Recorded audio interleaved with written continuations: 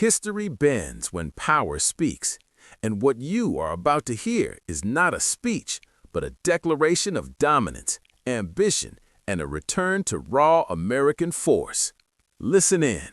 Wow, it's beautiful. So first rendering of what we're doing. So I want to wish everybody a big hello and Merry Christmas and welcome to Mar-a-Lago for this exciting announcement of the new Golden Fleet. We're calling it the Golden Fleet, and we're building for the United States Navy. As you know, we're desperately in need of ships. Our ships some of them have gotten old and tired and obsolete, and we're going to go the exact opposite direction. We're delighted to be joined by Secretary of War Pete Hexa, who is doing a fantastic job, and Secretary of the Navy. John Thalen, Marco Rubio is here, who gave a few words toward the end of last week. He spoke for a couple of hours on what a good job we're doing, which is true.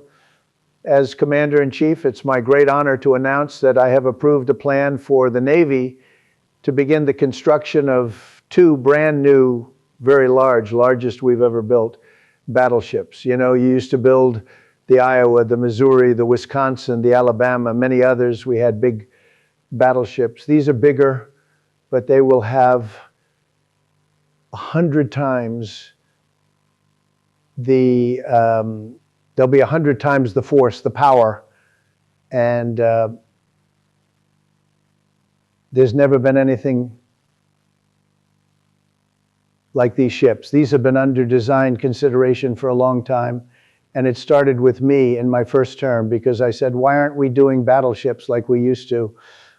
And these are the best in the world. They'll be the fastest, the biggest, and by far 100 times more powerful than any battleship ever built. So if you look at the Iowa, the Missouri, Wisconsin, Alabama, and others, but they were similar in size. Some are a little bit bigger than the others, but if you take the biggest one, it's 100 times more powerful.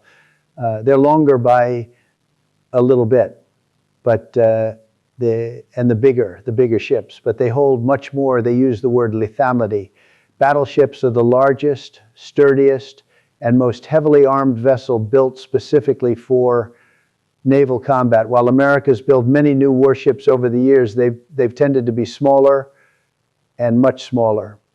And that could do so to where we are and where we're going and peace through strength. But including, we've been building aircraft carriers. We're going to be upping that also. We're going to be going to a superior aircraft. We have the Ford class. We're going to be upping that to a different class of aircraft carrier. And we haven't built a battleship since 1994. These cutting-edge vessels will be some of the most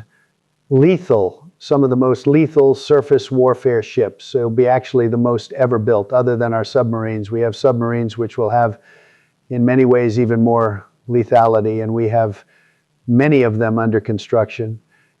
Each one of these will be the largest battleship in the history of our country, the largest battleship in the history of the world ever built. And again, it's 100 times more powerful than the previous Iowa class, it's called. Those are the big ones that you see on a show, Victory at Sea. I don't know if anyone's seen Victory at Sea, but it was a classic. They'll help maintain American military supremacy, revive the American shipbuilding industry, and inspire fear in America's enemies all over the world. We want respect. We're going to have it. We already have it. More respected now that we have our work. A year and a half ago, they laughed at us. Now they respect us again at levels that they've never respected us. We envision that these two ships, we're talking about 10, but we're going to start with two. We're going to quickly morph into 10, and ultimately we think it's going to be anywhere from 20 to 25 of these, but we're starting with the first two immediately, and we're going to then be very quickly involved with, I think we're going to do another 8, and then we're going to ultimately and pretty quickly have a total of about 20 to 25. We'll make that determination. We envision that these ships will be the first of a whole new class of battleships to be produced in the years to come. From Theodore Roosevelt's The Great White Fleet, you remember that, the Great White Fleet, to the legendary USS Missouri, whose massive guns helped win World War II. America's battleships have always been unmistakable symbols of national power. We stopped making them for whatever reason, I don't know. And I want to congratulate John Thalen, who is your Secretary of the Navy. He came to me, and the first day we met, he talked about battleships, and I said, "You're absolutely on the right track."